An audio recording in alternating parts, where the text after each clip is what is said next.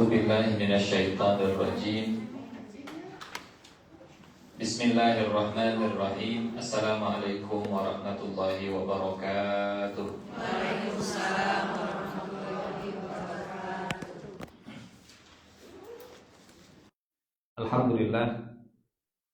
Alhamdulillahirabbil alamin. Wassalatu wassalamu ala asyrafil anbiya'i wal mursalin wa ala alihi wa ashabihi ajma'in.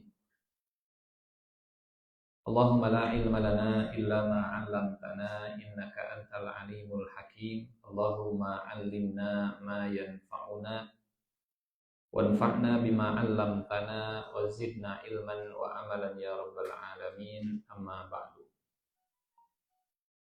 Faqala Allah ta'ala a'udzu billahi minasyaitonir rajim. Bismillahirrahmanirrahim. Ya bani Israil اذكروا نعمتي التي أنعمت عليكم وأوفوا بعهدي أوف بعهدكم وإياي فارهبون وآمنوا بما أنزلت مصدقا لما معكم ولا تكونوا أول كافر به ولا تشتروا بآياتي ثمنا قليلا وإياي فاتقون. Sadaqallahul azim. Wahai Bani Israel, ingatlah nikmatku yang telah aku anugerahkan kepadamu, dan penuhilah janjimu kepadaku. Niscaya aku penuhi janjiku kepadamu, dan hanya kepadakulah kalian harus tunduk, harus takut. Dan berimanlah kamu pada apa yang telah aku turunkan, yang membenarkan apa yang ada pada kalian. Dan janganlah kalian menjadi orang yang pertama kafir kepadanya, dan janganlah kalian menukar ayat-ayatku dengan harga yang rendah, dan hanya kepada akulah hendaknya kalian bertakwa. Maha benar Allah dengan segala firman-Nya. Salam ibu-ibu sekalian.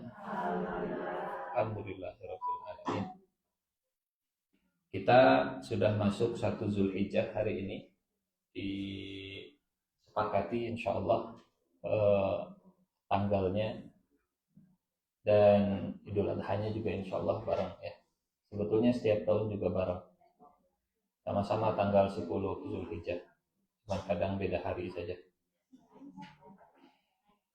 Mudah-mudahan aktivitas hari ini jadi amal soleh yang mengundang cinta Allah Subhanahu wa ta'ala. Karena amal soleh yang paling dicintai, amal soleh yang dikerjakan di 10 hari pertama bulan Zulhijjah. Bahkan nilainya lebih dari berjihad, kecuali kalau berjihadnya dengan seluruh harta dan nyawa. Kalau meninggal dunia syahid dan saldo sampai 0, aset dijual semua untuk berjihad, baru nilainya setara dengan amal soleh di 10 hari pertama bulan Zulhijjah. Semoga majelis ilmu kita dicatat jadi amal soleh. Kita luruskan niat kita, karena amal soleh itu kalau niatnya karena Allah dan dikerjakannya mencontoh Rasulullah Shallallahu Alaihi Wasallam. Juga barangkali ada yang saum, mudah-mudahan saumnya Allah terima. Dan seluruh aktivitasnya semua hari ini jadi amal soleh insyaallah. Surat Al-Baqarah ayat 40-41. 40 kita lanjutkan, dan hari ini 41 insyaallah. Sebelumnya kita sampaikan ayat 40 ini sudah masuk tentang Bani Israel setelah kisah Nabi Adam alaihi salam. Setelah Nabi Adam turun ke bumi, kemudian ayatnya berpindah tentang Bani Israel. Dan Allah langsung berbicara dengan Bani Israel dalam Al-Quran, bukan menggunakan perantaraan. Allah tidak berfirman katakanlah, Allah tidak berfirman qul, tapi langsung dipanggil ya Bani Israel, wahai Bani Israel. Wahyunya untuk Nabi Muhammad, tapi isinya bicara langsung dengan Bani Israel. Hai Bani Israel, bahwa Al-Quran ini mengajarkan Nabi dan kita, umat Nabi, untuk terbuka, berdialog, bahkan dengan yang berbeda agama sekalipun. Ya Bani Israel. Yang kedua, poin yang kita sampaikan di pertemuan terakhir tentang sejarah. Karena Bani Israel ini artinya sekelompok orang yang punya akar sejarah panjang sampai ke Nabi Yakub alaihi salam. Yang diajak bicara, yang dipanggil ya Bani Israel ini bukan 12 anaknya Nabi Yakub, tapi anak, cucu, cicit, janggawareng, uduk-uduk, dan terus sampai ke bawah yang punya darah, yang punya terah dari Nabi Yakub alaihi salam. Jadi penting untuk belajar tentang sejarah. Bani Israel itu hikmahnya mengenal sejarah. Orang yang ada di depan kita itu anaknya siapa sih? Orang yang ada di hadapan kita itu punya akar sejarahnya bagaimana sih? Akar sejarahnya mereka keturunan Israel. Kemudian yang ketiga, dari Israelnya itu sendiri, bahwa orang yang punya keturunan, orang yang punya nenek moyang baik, soleh, taat, diingatkan supaya mengikuti jejak orang tuanya. Anak Pak Haji, nanya can haji, nah, gitu. Anak Pak Ustadz, nanya kelakuan juga.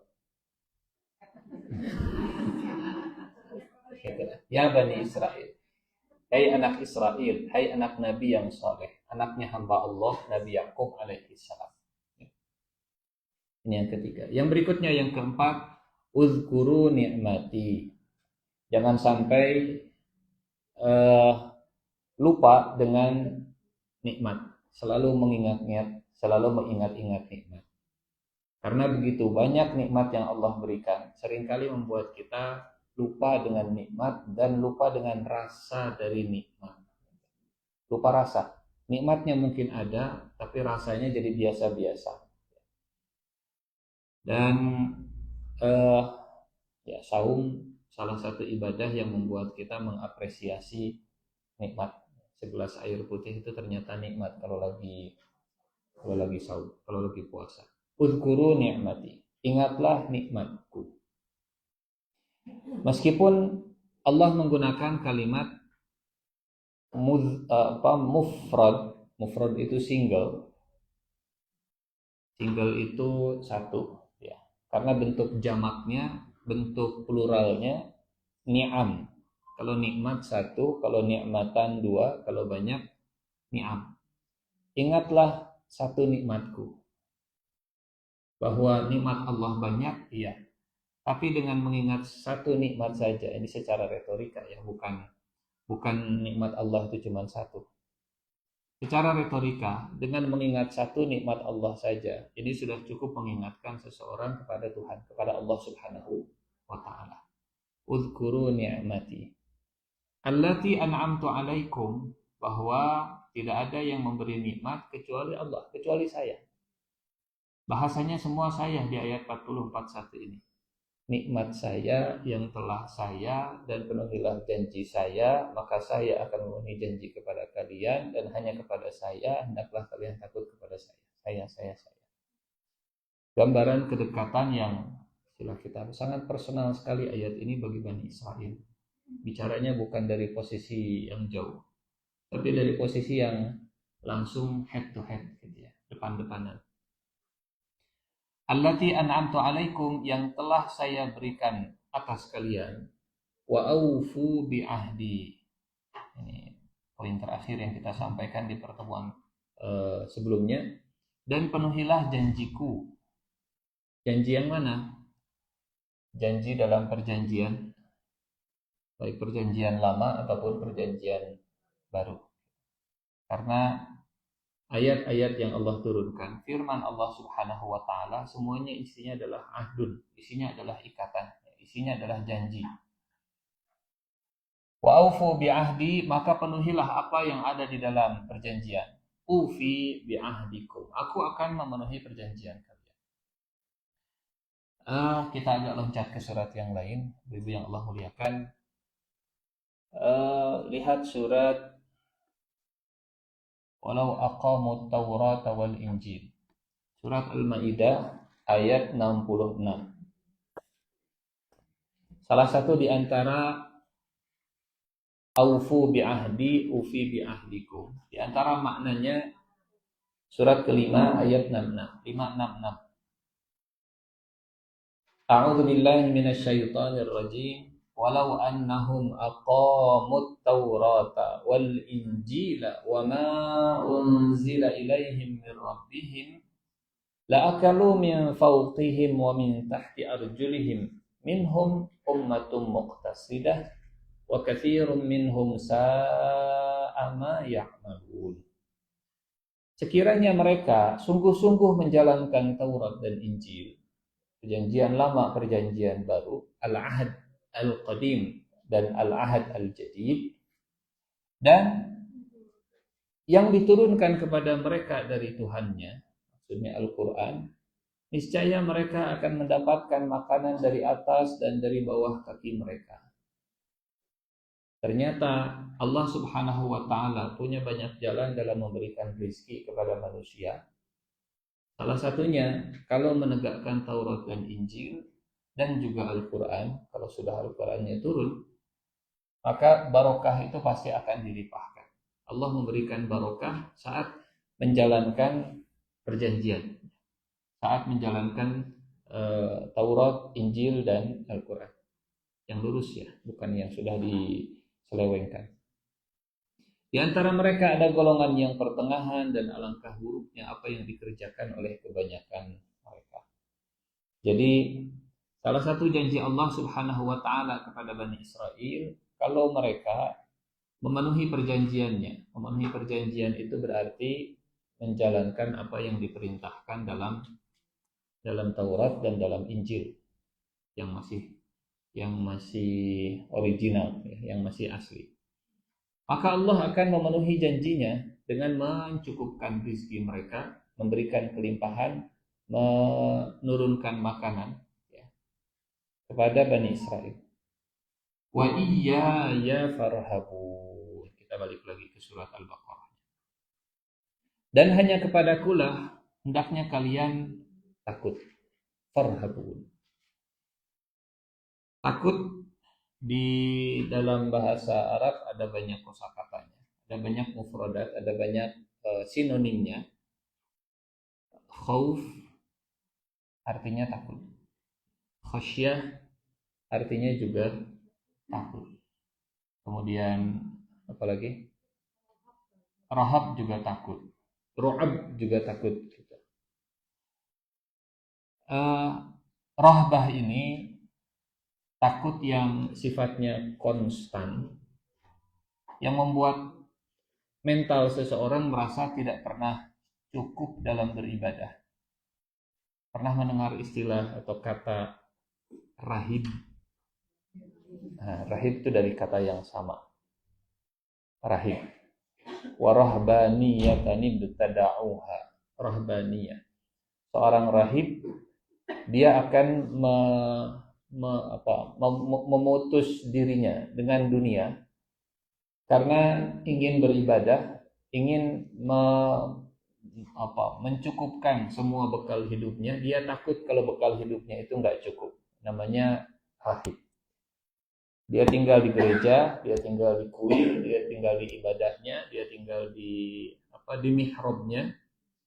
Dia takut ke Allah Subhanahu wa taala dengan takut yang konstan dan dia terus ibadah, mengumpulkan bekal. Disebutnya rahib. Sebutnya rahib. Jadi perintahnya seimbang antara uzkuru ni'mati dengan farhabuni. Mengingat nikmat Allah melahirkan rasa syukur. Farhabun, takut kepada Allah Subhanahu wa taala, menyeimbangkan tadi. Orang kalau terlalu ekstrim satu sisi cenderung akan menyimpang biasanya. Manusia mah ada gitu, harus seimbang, harus proporsional. Ulah ke kanan teuing, ulah ke kiri teuing, ya. Harus tengah-tengah. Tapi tengah-tengahnya dalam kebenaran, bukan tengah-tengah antara yang benar dengan yang salah. Kalau tengah-tengah antara benar dan salah, namanya bukan wasatiyah, namanya munafik gitu. Antara iman dan kufur, orang mah tengah-tengah, kudu moderat orang di dalam beragama. Tong fanatik ting dalam beragama, tak salah memahaminya kalau begitu. Kalau beragama memang harus kuat, tapi di dalam agama kita harus tengah-tengah. Di dalam menggambarkan mati yang ini lingkaran iman, ini lingkaran kufur. Kan ulama di tengah-tengah antara iman dan kufur. Yang harus itu tengah-tengah, di tengah-tengah iman. Karena kalau ke kiri teuing justru akan keluar nanti. Jangan di tepi, jangan menyembah Allah di pinggir jurang. Istilahnya di tepi. Di satu sisi Allah perintahkan untuk mengingat nikmat, di sisi yang lain Allah perintahkan untuk takut ke Allah. Apa yang salah dengan rahib? Yang salah dengan rahib memutus diri dari nikmat Allah. Betul?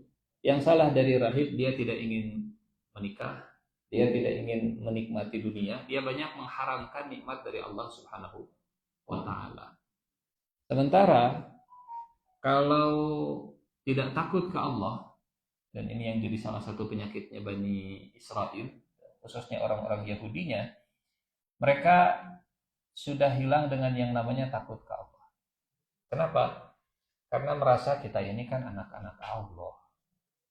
Kita ini kan besti begitunya.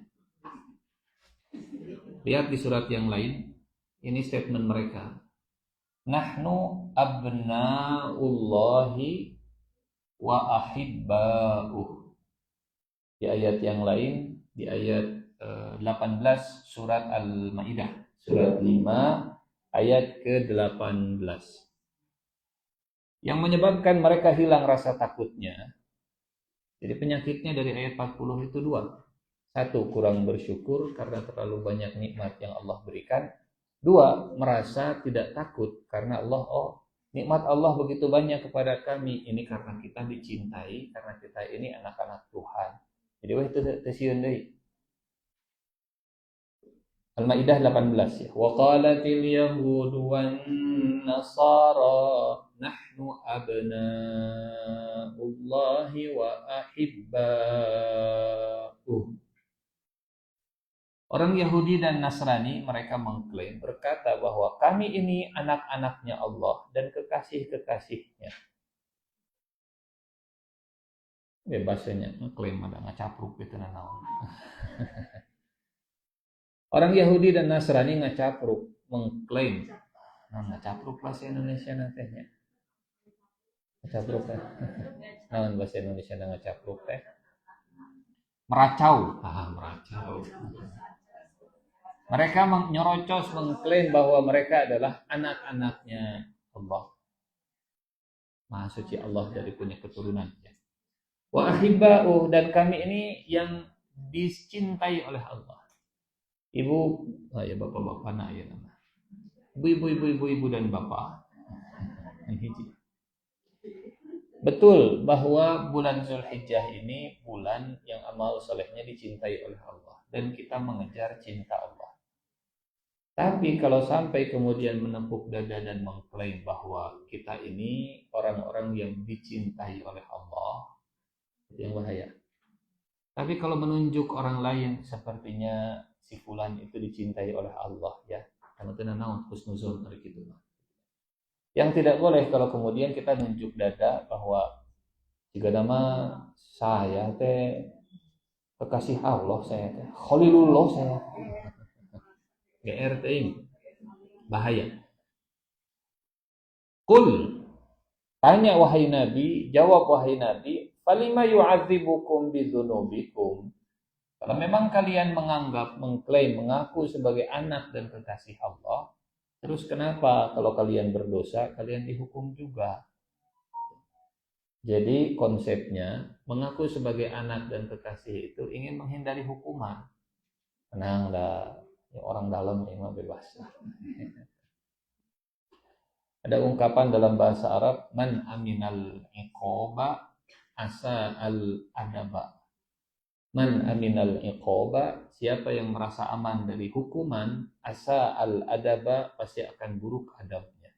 Siapa yang merasa tidak akan tersentuh hukum, pasti akan buruk perangainya.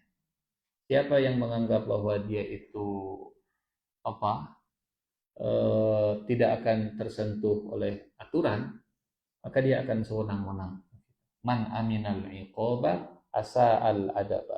Perilaku orang Yahudi dan Nasrani yang mengaku sebagai anak dan kekasih Allah, mereka menganggap bahwa ya surga kami sudah dijamin kok. Apa yang harus kami takutkan? Attitude itulah yang membuat akhirnya tidak muncul rasa takut kepada Allah Subhanahu wa taala. Kalau kita gimana? Kalau kita umat Islam ini diajarkan untuk lebih seimbang, proporsional, sieun teuing lah, GR teuing oke. Oh lah, memang kudu tengah-tengah. Ya, dua-duanya penting, dua sayap. Qul falima yu'adzibukum bidzunubikum. Terus kenapa kalau berbuat dosa kalian dihukum dan diazab oleh Allah Subhanahu wa taala? Bal antum basyarum mimman khalaq. Kalian sama seperti manusia yang sudah diciptakan, yaghfiru liman yasha wa yu'adzibu man yasha. Kalau Allah berkehendak diampuni, kalau Allah berkehendak juga bisa disiksa. Walillahi mulkus samawati wal ardi wa ma bainahuma. Kerajaan langit dan bumi itu hanya milik Allah dan tidak akan diwariskan kepada siapapun. Hanya milik Allah saja. Jadi tidak ada konsep regenerasi kerajaan langit dan bumi kepada yang lain, gitu ya, kepada anak dan kepada kekasih. Semuanya milik Allah. Wa iyaya farhabun, maka ayat ke-40 surat Al-Baqarah ditutup dengan perintah, dan hanya kepada pula hendaknya kalian harus takut, farhabun. Satu amal soleh yang hilang dari orang-orang Yahudi, dari Bani Israel, takut kepada Allah. Over dalam pendekatan mengenal Allahnya sebagai zat yang maha pengasih dan penyayang juga tidak baik. Tidak baik. Betul bahwa Allah itu pengasih dan penyayang. Betul, sangat betul. Tapi teruskan, bukan hanya Ar-Rahmanir Rahim, haditsuna naon? Maliki yaumiddin. Kalau hanya Ar-Rahmanir Rahim, tenang, Tuhan itu pengasih dan penyayang. Tuhan itu pengasih dan penyayang. Perilaku manusia akan cenderung tenang, selebor gitunya, maling dia tenang, dosa kita sudah ditebus. Korupsi dosa kita juga sudah ditebus, membunuh dosa kita sudah ada yang menebus. Dan sebaliknya juga jangan putus asa jatuhnya nanti. Sigana saya mah pingarakaeun Pak Ustaz. Sigana mah rada hese ka surgana, sigana mah batur nu ka saya mah hese diampunina, juga tidak boleh. Hanya yakin dengan neraka tapi tidak disentuh dengan surga juga salah. Atau surga terus cerita nggak pernah cerita neraka, nggak salah. Kalau harus diurutkan, urutannya cerita surga dulu atau cerita neraka? Surga dulu. Cerita surga dulu. Uzkuru ni'mati wa iyaya farhabun. Ingat nikmatku, ingat kasih sayangku, ingat pemberianku, dan takutlah kepadaku. Ar-Rahmanir Rahim dulu, baru Maliki Yaumiddin. Yang maha pengasih penyayang dulu, baru setelah itu yang merajai di hari pembalasan. Wa inna rahmati sabaqat ghadabi, dan kasih sayangku mendahului murkaku, dalam hadis qudsi. Ya Bani Israil adhkuru ni'mati allati an'amtu alaikum, satu. Wa aufu bi'ahdi ufi bi'ahdikum, dua. Wa iyaya farhabun, tiga. Masuk ke ayat 41 sekarang. Di ayat 41 ini ada 4 poin utama. Yang pertama, perintah untuk iman kepada Al-Quran. Yang kedua, larangan jadi orang pertama yang kafir kepada Quran. Yang ketiga, hati-hati menukar kebenaran dengan harta yang sedikit. Dan yang keempat, perintah untuk bertakwa. Kalau di ayat 40 ada 3 ya tadi. Uzkuru wa aufu wa iyaya farhabun. Kalau di ayat 41 ada 4. Yang pertama apa? Beriman kepada Al-Quran. Yang kedua, larangan jadi orang pertama yang kufur kepada Quran. Larangan jadi orang pertama yang ingkar kepada Quran.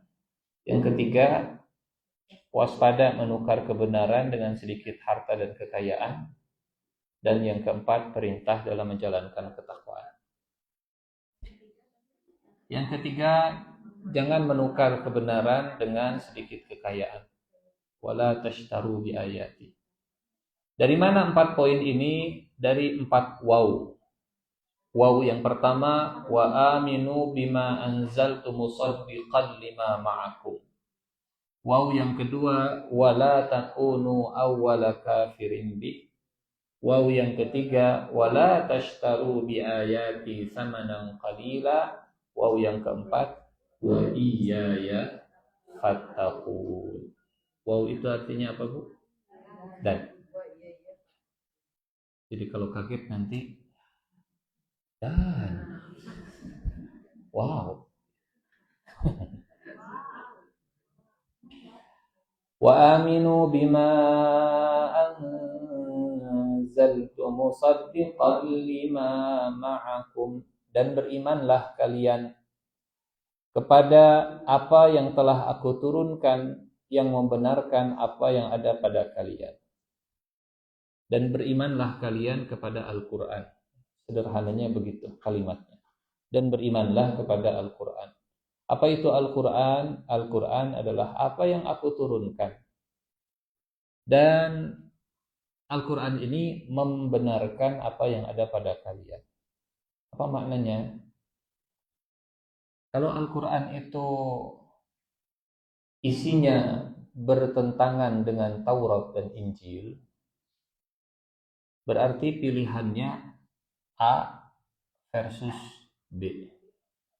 Kalau saya beriman kepada Quran, maka saya harus kufur, berarti saya tidak percaya Taurat dan Injil. Karena kalau Quran itu tidak membenarkan isi Taurat dan Injil, berarti Quran dengan Taurat Injil itu bertentangan isinya. Tapi saat Al-Quran membenarkan Taurat dan membenarkan Injil, beriman kepada Al-Quran adalah konsekuensi logis beriman kepada Taurat dan Injil. Karena di dalam Taurat sendiri, dalam Taurat ataupun Injil, Allah sudah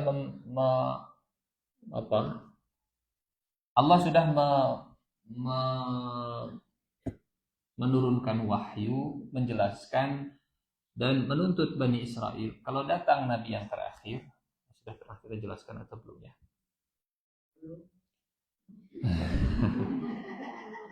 Gampang mah belum lah.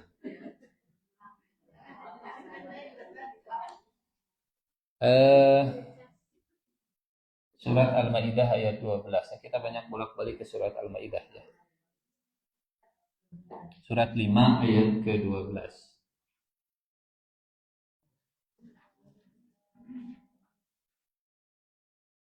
Sebentar. Ayat 12 atau ayat surat Al-A'raf sebentar. Maktuban indahum fit Taurat. Al-A'raf.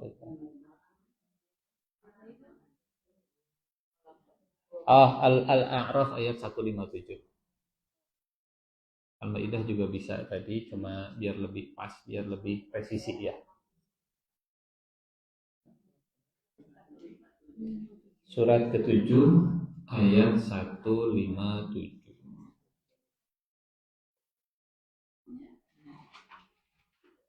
157. A'udzubillahi minasyaitonirrajim. Sudah kita bahas ayat ini? Belum.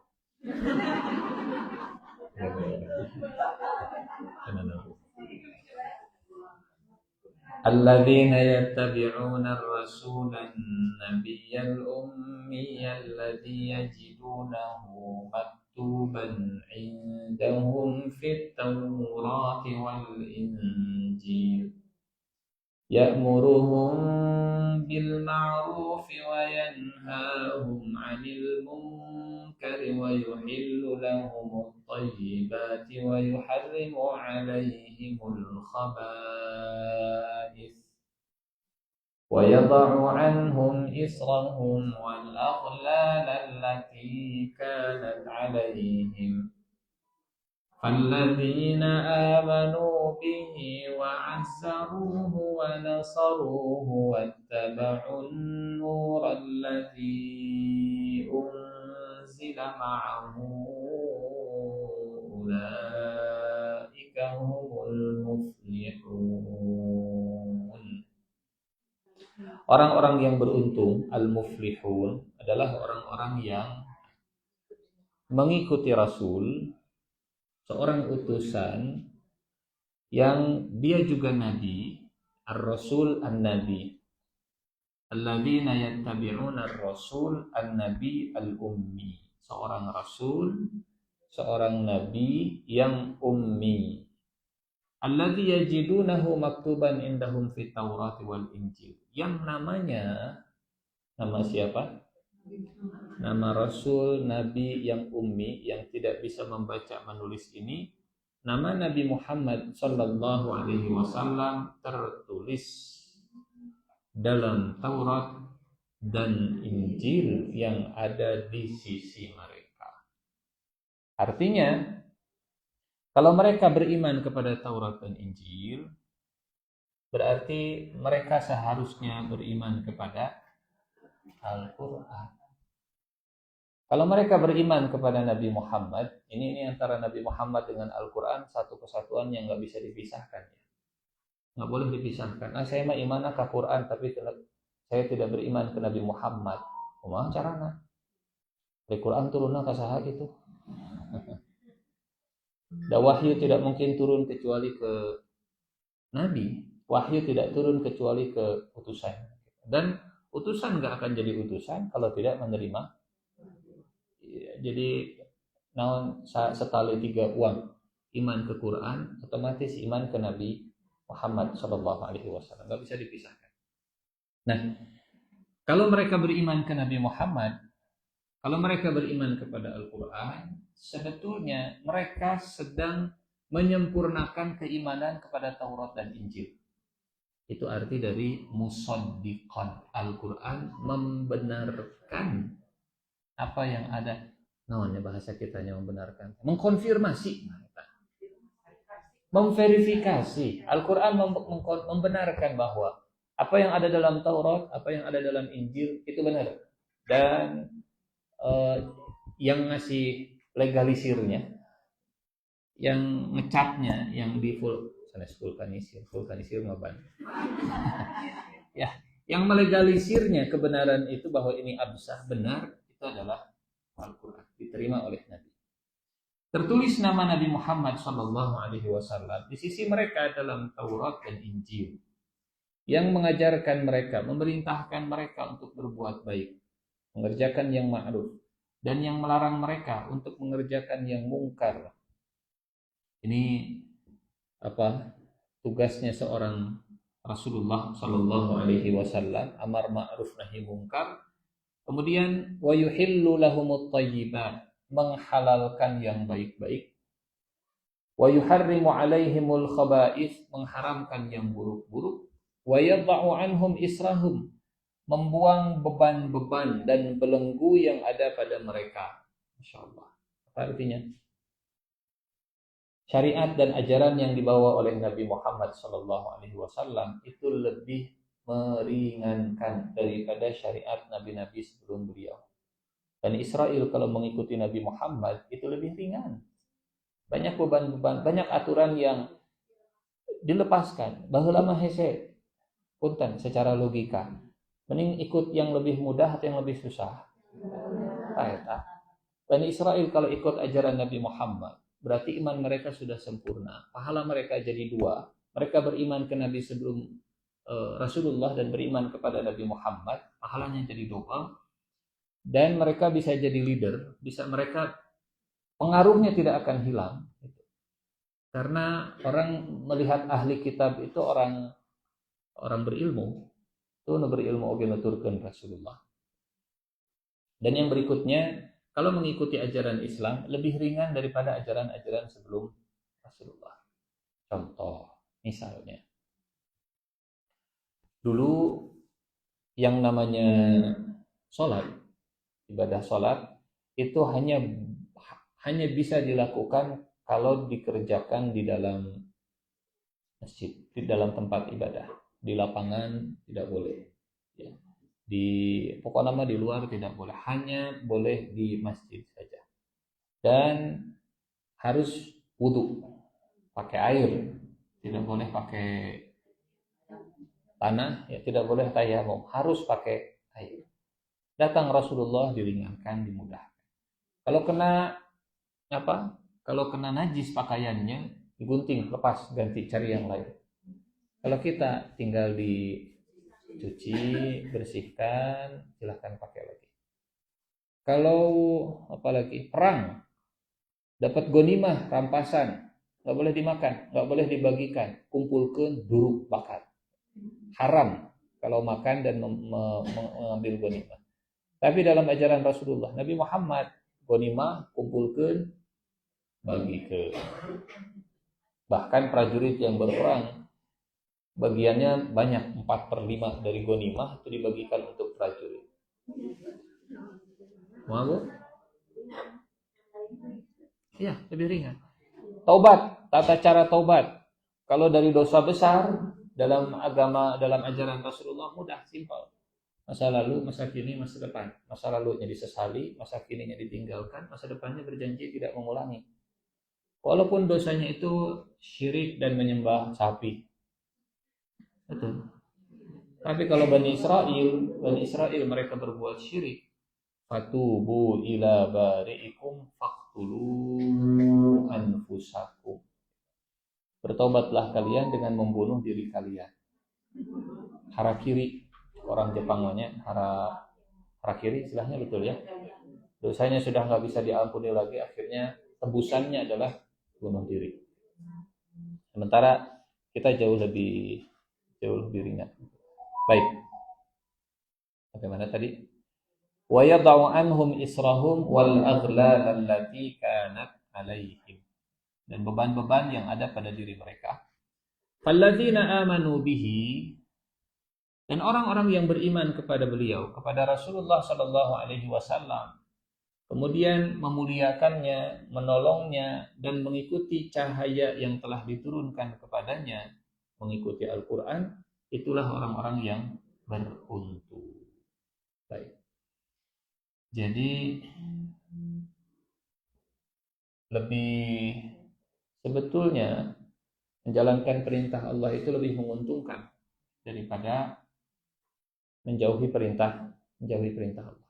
Satu, wa aminu bima anzaltu musaddiqan lima ma'akum, bahwa Al-Quran yang kami turunkan, Al-Quran yang saya, bukan kami bahasanya. Banyak ayat dalam Al-Quran, kalau cerita Al-Quran turun itu pakai kata ganti kami. Inna anzalnahu fi lailatul qadar. Inna nahnu nazzalna az-zikra wa inna lahu lahafizun. Tapi saat bicara dengan Bani Israel, begitu personal, begitu dekat, bukan kami tapi saya. Ini saya yang nurunin. Itu kan sangat intim ya, dekat banget. Saya yang menurunkan. Dan berimanlah kepada kitab, dan berimanlah kepada apa yang telah saya turunkan. Dan yang saya turunkan ini membenarkan, mengkonfirmasi, melegalisir, mentasdik apa yang ada pada kalian. Musaddiqan lima ma'akum. Ibu bapak yang Allah muliakan, kalimat lima ma'akum ini mukjizat besar. Kenapa mukjizat besar? Karena Rasulullah tidak pernah membaca Taurat dan Injil.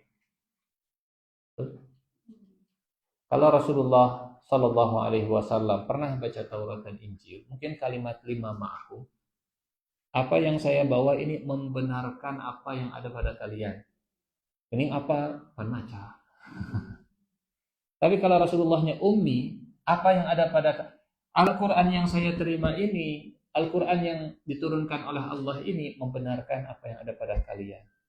Apa di mana dirinya Abul Qasim? Ini mah kata Allah, bukan kata saya. Itu mukjizatnya. Membenarkan, mengkonfirmasi Taurat dan Injil. Ini poin yang pertama di ayat 41. Perintah untuk beriman kepada Al-Quran, karena Al-Quran membenarkan bukan bertentangan dengan Taurat dan Injil. Tentu catatan pentingnya Taurat yang asli dan Injil yang masih original. Kalau sudah diselewengkannya pasti bertentangan. Dan kadang kalau sudah bertentangan, ceritanya sama, topiknya sama, tapi versinya, perspektifnya pasti beda. Sama-sama kisah Nabi Musa, tapi versi Injil dengan versi Quran pasti beda. Kalau sudah diselewengkan.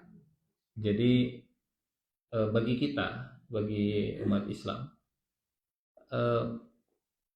kalau ada kisah, cerita yang sumbernya itu dari Alkitab, ya, yang sumbernya dari ahli kitab, dibenarkan atau disalahkan itu standarnya, filternya adalah Quran.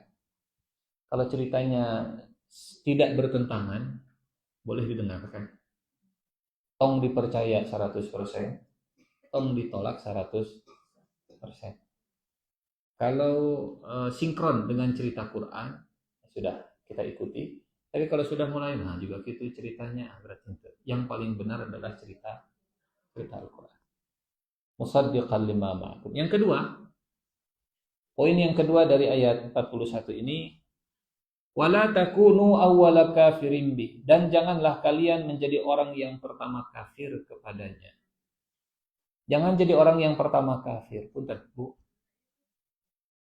Surat Al-Baqarah ini turun di Mekah atau di Madinah? Madinah.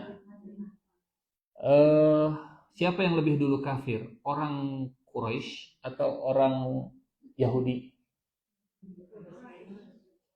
Siapa yang lebih dulu kafir? Orang Quraisy di Mekah atau orang Yahudi di Madinah?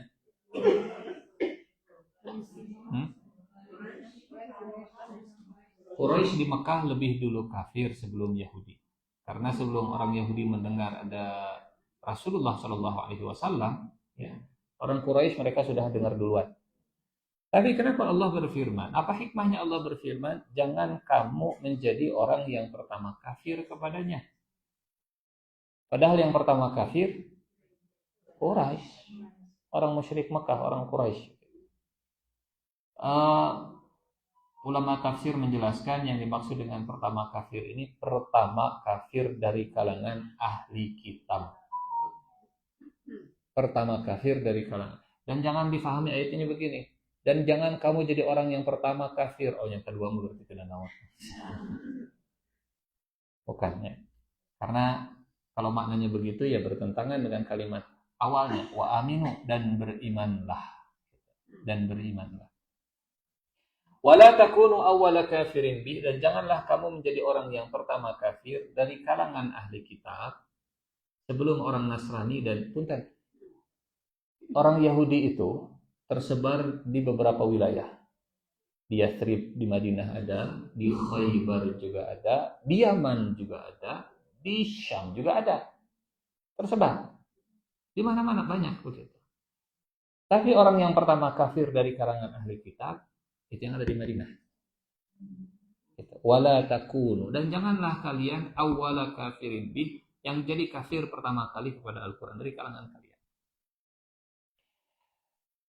Kalau kafirnya walaupun bukan membenarkannya, tapi beda antara kafir bodoh dengan kafir ngerti. Ahli Mekah sama orang musyrik Mekah, mereka itu ummi, kafir bodoh lah. Terus bodoh kafir. Memang salah, tapi bukan membenarkan kekufuran. Ya dolin teh lah, karena mereka nggak tahu. Tapi kalau Yahudi, kalau orang-orang ahli kitab, mereka itu tahu bahwa Nabi akhir zaman akan datang, namanya Muhammad, sifatnya rinci detil ada dalam kitab mereka, dan saat melihat Rasul yakin inilah Muhammad, Nabi yang disebut. Tapi kafir. Wala takunu awwala kafirin bi. Kafirnya kafir yang berdasarkan ilmu, sudah ngerti tapi masih kafir.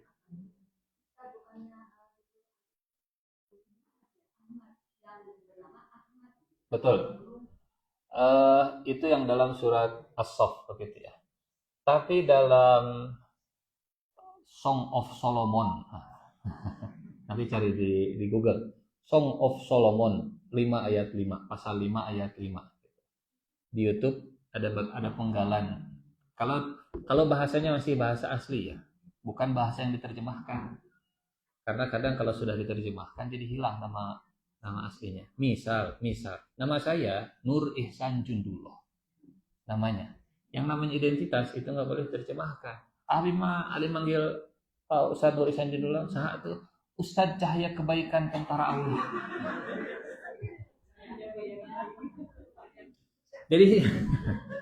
Jadi hilang identitasnya. Pelan. Jundullah. Glowing kan saya glowing. Sudah bercahaya bager deh. Doa kita. Kasih batu buku aku tulis. Kulan. Nah, yang yang hilang itu, yang kabur itu kalau diterjemahkan nantinya. Mana nggak ada? Nama Muhammad nggak ada di dalam Tauratnya lah mau diterjemahkan. Coba kalau pakai bahasa aslinya. Ada di YouTube, Song of Solomon, pasal 5 ayat 5. Hikko men takhdim yikullo Muhammad im. Dan seterusnya. Saya nggak apa lanjutannya. Tapi kalau dibaca dengan bahasa yang asli, ada nama Muhammad im. Muhammad im itu imbuhan untuk mengagungkan. Tah, siga gitu. Siga Allahum. Yakullo men takhdim. Hikko men takhdim yakullo Muhammad im. Namanya disebut di dalam Taurat, di dalam Injil. Wala takunu awwala kafirin bih, dan jangan kalian jadi orang pertama. Punten. Allah bisa saja berfirman begini, Bu. Dan janganlah kalian kafir kepadanya. Nah, bedanya antara jangan kafir dengan jangan jadi orang pertama kafir. Ada kafir sana. Wala takfuru bihi dengan wala takunu eta intinya jangan jadi leader dalam keburukan. Jangan jadi pionir dan pencipta trending kesesatan. Wala takunu, karena orang yang pertama kali merintis keburukan dan diikuti bagian oke. Ya, walaupun tidak tepatnya tapi tenanaon lah, sebutlah dosa jariah lah begitu. Nah, jika gitu terinspirasi. Karena orang akan mikir begini. Nah, ada ahli kitab lagi tidak percaya ke Muhammad, padahal mereka kan orang ngerti. Hari orang ngerti itu dosanya lebih bahaya. Beda antara ustadz berbuat dosa dengan orang awam berbuat dosa, beda. Tuh, ada ustadz lagi siga gitu, kalau orang kita bisa begitu.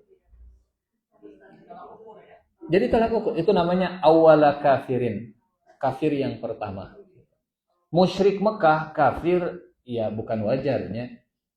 buruk begitu. Mereka juga tokoh terpandang yang kalau orang Mekah itu mendukung Nabi, berislam, maka Jazirah Arab itu bakal futuh semuanya.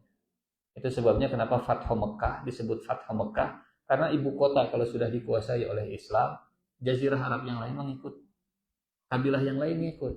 Oh, tinggal di Mekah oke sudah Islam sekarang teh. Bayangkan kalau misalnya begini, jenderal sholat dengan tamtama sholat, beda itu. Beda. Walaupun sholat sama gitu-gitu kayaknya. Takbiratul ihram sampai salam gitu-gitu kayaknya. Tapi kan ada multiplier efek multiply yang beda begitu. Non efek pengganda yang berbeda. Hanya jenderal sholat orang henteu. Padahal orang henteu. Tapi karena jenderal sholat ayo itu turun. Nah, yang berbahaya kalau efek multiplier itu dipakai dalam keburukan. Aduh, nah kalau saya henteu kitu teh, kumaha tuh da pimpinan orang geus siga kieu. Nah, taitaran hese teh. Wala takunu awwala kafirin bi. Oh, Pak Direktur oke hadir ngaji banyak jadinya. Ku miskin teh teu ngaji. Tinggal ngebongkar oke ngararaji, kan efek multiplier beda gitu.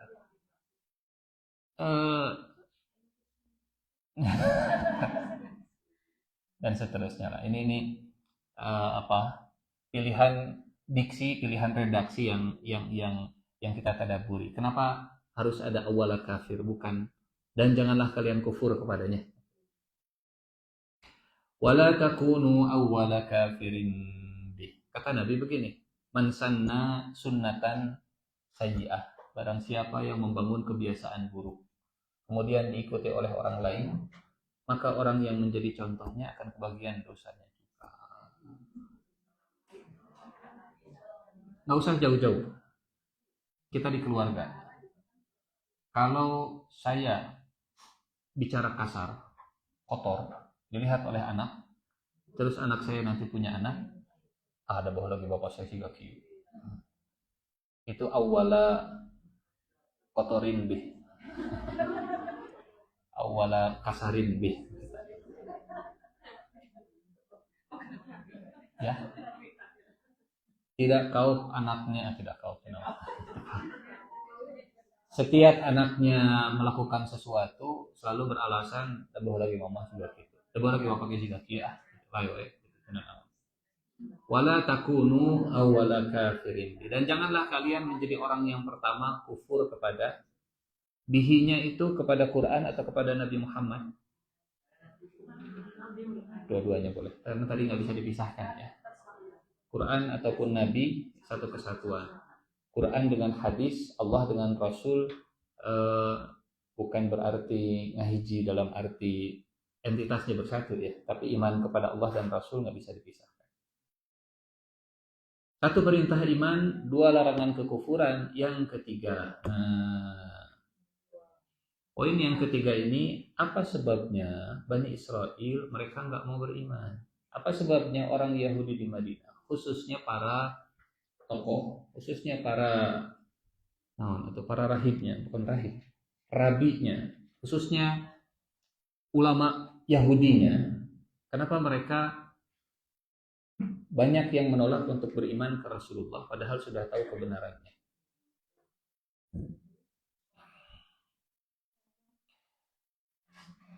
Masalah orang itu dua. Masalah orang terhadap kebenaran itu dua. Satu, tidak tahu kebenaran. Dua, tidak mau mengikuti kebenaran. Kalau tidak tahu karena bodoh, kalau tidak mau karena gengsi, sombong, ada kepentingan yang terganggu dan seterusnya. Nah, poin yang ketiga ini tentang kepentingan. Wala tashtaru bi ayati tsamanan qalila. Dan janganlah kamu menukar ayat-ayatku dengan harga yang rendah. Maksudnya apa? Sebelum Rasulullah Shallallahu Alaihi Wasallam datang, influencer agama di kota Madinah itu adalah rabi-rabi Yahudi, pemuka agama Yahudi. Mereka itu ada di puncak hierarki, karena mereka yang menguasai ilmu. Ibu, Bapak punten, jangan bayangkan Bani Israel zaman dulu seperti kita dalam mengakses Al-Quran. Orang mah siapapun boleh baca Quran, boleh baca terjemahan, tanpa ada restriksi sama sekali, tanpa ada larangan. Jadinya mah ngerti bahasa Arab, ulah baca Quran. Nah, di kalangan Bani Israel itu ada larangan, ada restriksi. Yang berhak untuk membaca Taurat hanya yang sudah jadi ustadz, nah, gitu. Hanya yang sudah jadi rabinya, yang di bawah yang awam-awam tahu baca si kalah galeo. Kumaha saya weh. Dangukeun saya. Jadi aksesnya terhadap Alkitab itu dibatasi. Dan nah, akhirnya pemahaman terhadap Alkitab dimonopoli. Siapa yang monopolinya? Segelintir elit ahli kitab. Efeknya apa? Efeknya yang terjadi di kalangan Bani Israel yang ini mudah-mudahan tidak terulang, walaupun bisa terulang. Efeknya apa? Bani Israel itu terbagi jadi dua. Nu pintar-pintar, tapi segelintir elit na hongkol. Nu yang jauh dari Alkitab jauh ahkeun we. Nuturkeun we rabi, kumaha rabi we, kumaha rabi we, kumaha rabi. Leuheung teh naon bahasa Indonesianya ya?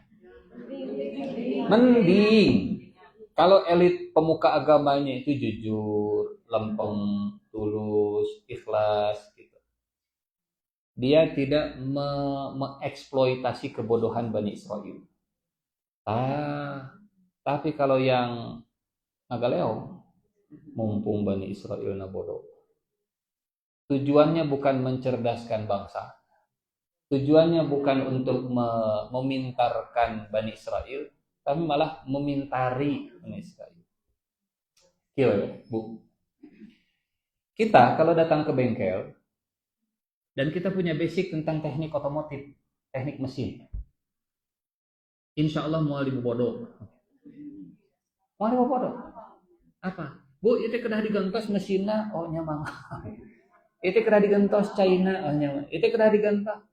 Tapi kalau kita punya sedikit basic, kita bisa ngobrol sedikit, dialog, mendebat sedikit, dan seterusnya. Orang juga akan, jangan ngerti ya, nggak bisa kita main-mainkan. Nah, inilah bedanya tradisi dalam umat Rasulullah SAW dan Bani Israel. Kalau di umat Nabi, ulama, dari nabinya sendiri, dari nabi kemudian pewaris nabi, tujuannya membuat umat bisa mengakses Quran lebih mandiri supaya tidak bergantung kepada tokoh-tokohnya saja. Sementara di Bani Israel menghalangi akses dan memonopoli, mengeksploitasi. Saya tadi isku mama, isku abdi, kia. Jadi ngasih ikannya bukan ngasih anjing. Nah, kalau sudah sampai sini kita paham, kita lanjutkan lagi.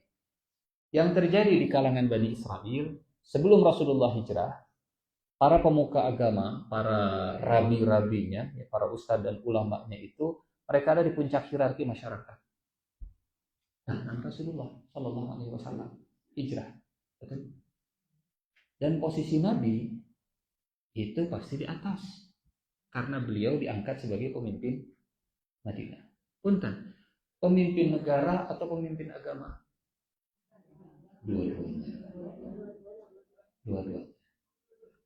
Dua-duanya.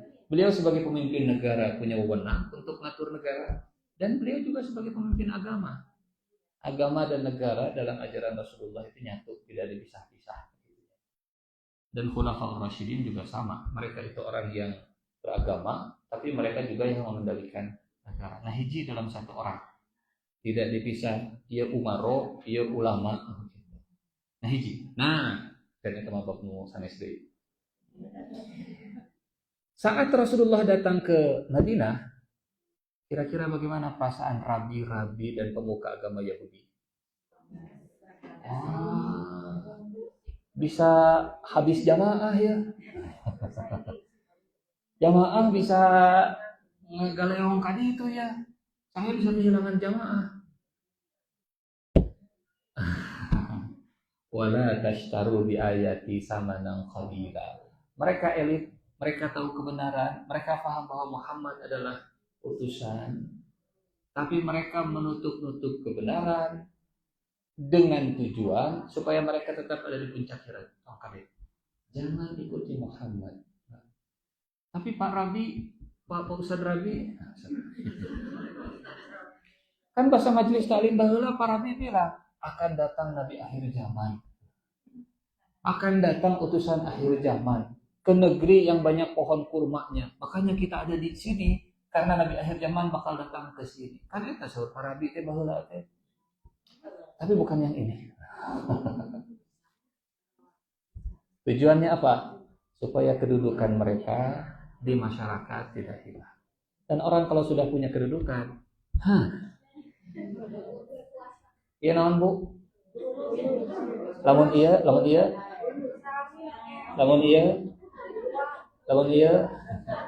Jadi apa hubungannya ini dengan ini? Aya iya. Mereka sudah punya kedudukan, dan kalau sudah punya kedudukan, punya otoritas, punya kendali, bisa nyuruh, bisa ini, bisa minta, dan seterusnya. Datang Nabi Muhammad, waduh, bahaya ya. Jadi inilah makna wala tashtaru bi ayati tsamanan qalila. Ayat ini konteksnya bukan berbicara tentang apakah boleh misalnya jadi muazzin terus digaji dari kas DKM. Bukan tentang itu. Boleh nggak sih Pak Ustadz ceramah nampi amplop? Nah, bukan tentang itu konteks. bukan tentang ini konteksnya. Ari eta Imam Masjidil Haram sabaranya gajina kan wala tastaru bi ayati samanan qalila. Janganlah menukar ayatku dengan harga yang rendah. Gaji Imam Masjidil Haram teh 50.000 real. Daftar ah. Bukan konteksnya, bukan tentang itu. Konteksnya adalah ini kebenaran dan dijual kebenaran ini dengan harga yang murah. Jadi konteksnya adalah Pak Ustadz pangadamalkeun fatwa lah. Fatwa naon? Fatwa bahwa riba itu tahun 2020 genep teh boleh. Oh nya sok dibuatkeun. Dalilna susun cetak itu wala tashtaru bi ayati samanan qalila. Karena konteksnya adalah hei Bani Israel, berimanlah, jangan jadi orang yang kafir dan jangan menjual ayat-ayatku, menukar ayat-ayatku dengan harga yang murah, dengan harga yang rendah. Jadi ternyata hawa nafsu mengejar punten Bu. Padahal elit-elit Bani Israel baleunghar. Tapi Allah menyebutnya samanan qalila. Kedudukannya tinggi, berpengaruh, tapi Allah menyebutnya itu samanan qalila. Kira-kira kalau mereka beriman ke Rasulullah, kedudukannya bakal berubah atau tidak? Mungkin secara duniawi bakal dimusuhi oleh orang Yahudi. Ada satu orang Yahudi yang masuk Islam. Ini orang Yahudi pertama yang masuk Islam. Namanya Abdullah bin Salam. Abdullah bin Salam ini saat Rasulullah hijrah ke Madinah, beliau mengumpulkan semua sifat-sifat Nabi akhir zaman. Dan saat melihat wajah Nabi, oh benar. Iya benar. Ini Muhammad. Ini Muhammad yang namanya tercantum dalam Taurat dan Injil. Bersyahadat masuk Islam. Kata Abdullah bin Salam begini, ya Rasulullah, orang Yahudi itu orang yang culas. Yang ngomong siapa? Mantan Yahudi. Itu lebih valid ya kalau yang ngomongnya pelaku. Orang Yahudi itu orang yang culas. Ya Rasulullah, tanya tentang saya ke orang Yahudi dan jangan ceritakan bahwa saya sudah masuk Islam. Nanti saya akan umumkan kalau saya sudah masuk Islam. Anda lihat respon mereka gimana. Datang Rasulullah ke orang Yahudi. Kata Nabi, bagaimana pendapat kalian tentang Abdullah bin Salam? Oh, Abdullah bin Salam itu ulama kami, orang pintar, terhormat, keturunan baik-baik dan seterusnya. Dipuji-puji. Bagaimana pendapat kalian kalau dia masuk Islam? Wah, mustahil, nggak mungkin dia akan masuk Islam, dia akan begini-begini. Datang Abdullah bin Salam, asyhadu an la ilaha illallah wa asyhadu anna Muhammadar Rasulullah. Nggak lama, masih di majelis yang sama, kata-katanya langsung berubah. Abdullah bin Salam itu orang jelek di tengah kami, orang buruk. Kata Abdullah bin Salam, ya Rasulullah, lihatlah mereka. Inilah kelakuan mereka, inilah aslinya mereka. Jadi bukan isuk sore tempe dele, apa istilahnya?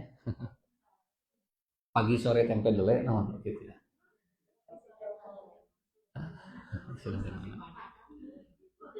Jadi bukan pagi A, sore B, bukan. Barusan A, seketika juga langsung berubah jadi B. A dan B-nya itu bukan karena logika dan rasio, tapi karena hawa nafsunya. Karena hawa nafsu. Wala tashtaru bi ayati samanan qalila. Dan jangan kalian menukar ayat-ayatku dengan harga yang rendah, dengan harga yang murah. Walaupun yang kalian dapatkan kedudukan, tapi kalau menjual ayat, kalau membolak-balikan kebenaran, kalau menutup kebenaran demi kedudukan, wala tashtaru bi ayati samanan qalila. Terakhirnya wa iyaya fattaqun, dan hanya kepada akulah kalian harus bertakwa. Apa itu takwa? Sudah kita bahas di pertemuan awal. Hudal lil muttaqin. Apa itu takwa?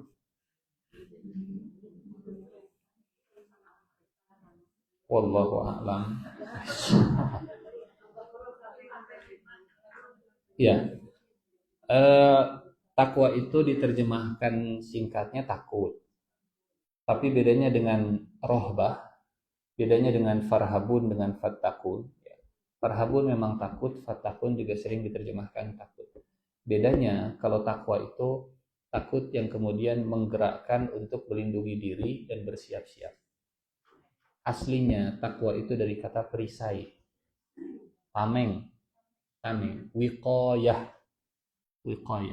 itu perisai. Jadi bertakwa itu ambillah perisai. Rasanya pernah kita sampaikan ya. Sudah ya? Sudah tak? Wa iyaya fattaqun. Jadi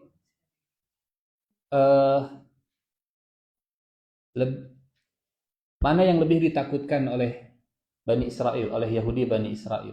Takut kehilangan kedudukan, takut kehilangan pemasukan, takut kehilangan popularitas, atau takut ke Allah Subhanahu wa taala. Mereka lebih takut dengan samanan qalila. Mereka lebih takut dengan harga yang sedikit daripada takut kepada Allah Subhanahu wa taala. Wa iyaya fattaqun, dan hendaklah hanya kepadaku kalian bertakwa. Takwa inilah yang menjadi pelindung, tameng, yang membuat orang terjaga dari menjual ayat-ayat Allah, memutarbalikan gitu, ayat Allah Subhanahu wa taala hanya untuk mendapatkan sesuatu. Ada pejabat ya, kita cari ayat-ayat yang mudah-mudahan bisa menghibur pejabat. Nanti ayat itu, mudah-mudahan dari ayat itu transferan masuk, padahal ayatnya bertentangan dengan maknanya. Wala tashtaru bi ayati samanan qalila wa iyaya fattaqun. Dan hanya kepada akulah hendaknya kalian bertakwa. Dimulai dengan iman, dilanjutkan dengan larangan kufur atau larangan jadi orang kufur pertama. Kemudian penyebab kenapa mereka kufur, apa penyebabnya? Tadi harga yang sedikit yang mereka khawatirkan hilangnya, dan solusinya. Solusinya adalah wa iyaya fattaqun, bertakwalah kepadaku. Apa hubungannya dengan ayat 40, Bu? hubungannya dengan ayat 40, selama ini yang ngasih nikmat itu aku. Jangan takut kehilangan nikmat. Kalau engkau memilih beriman kepada ayat-ayatku, nikmatnya nggak akan hilang. Betul? Ya Bani Israel, uzkuru ni'mati allati an'amtu alaikum. Kemudian di ayat 41, wala tashtaru bi ayati samanan qalila wa iyaya fattaqun. Dan mungkin ya, kadang ada yang kehilangan nikmat sementara, tapi setelah itu diganti oleh Allah dengan ganti yang lebih luar biasa. Ada orang yang dulunya mungkin berlimpah secara dunia, kemudian tobat insaf memilih jalan yang benar, memang rada sesut awal nama. Usahanya riba ulama kayak naon teh kantun nyiru kusiku bahasa eta mah gitu. Ngarahu kusiku artos teh baheula mah Pak Ustaz, aduh ari aya namanya koreh-koreh cowok dan seterusnya. Mungkin awalnya akan seperti itu.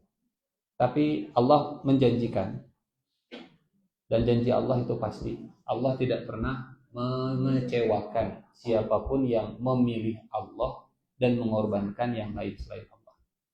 Dari Idul Adha, ya, dari bulan Zulhijjah kita belajar apa? Yang berkorban dengan yang paling dia cintai akan diberikan ganti dengan yang dia cintai. Ismail saat dikorbankan dijaga oleh Allah Ismailnya dan dikasih anak yang kedua dari istri yang selama ini mandul. Keajaiban, betul. Siti Sarah itu mandul, lama nggak punya anak. Kemudian Siti Sarah dihadiahi budak Siti Hajar. Siti Hajarnya kemudian dimerdekakan, kemudian diserahkan ke suaminya supaya punya keturunan. Punya keturunan Nabi Ibrahim dari Siti Hajar, kemudian diperintahkan oleh Allah untuk tinggalnya di Mekah saja. Ismail dari Siti Hajar. Kemudian Ismailnya tumbuh dewasa, perintahkan untuk disembelih. Dan menyembelih anak bagi orang tua yang penyayang itu nggak gampang. Ya, ada orang yang soft spoken kenaon atau lemah lembut, disuruh ngomong teriak-teriak, kamu teh ya. Ada sosok ayah yang sangat penyayang. Ibrahim itu konon katanya dari kata Abun Rahim. Abraham, bapak yang penyayang. Ada sosok yang begitu penuh kasih, disuruh untuk menyembelih anaknya sendiri. Bismillah. Dan setelah Ibrahim siap mengorbankan putranya, Allah bukan hanya mencegah, Allah bukan hanya menghentikan, Allah biarkan Ismailnya tetap hidup,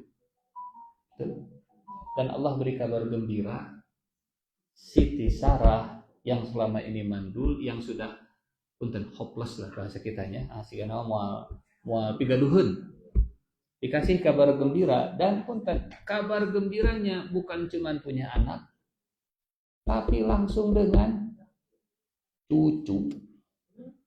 Lihat surat yang lain. Kita keluar dari surat Al-Baqarah ya. Wa min wara'i Ishaqa Ya'qub. Wa min wara'i Ishaqa Ya'qub. Surat Hud, surat 11 ayat 71.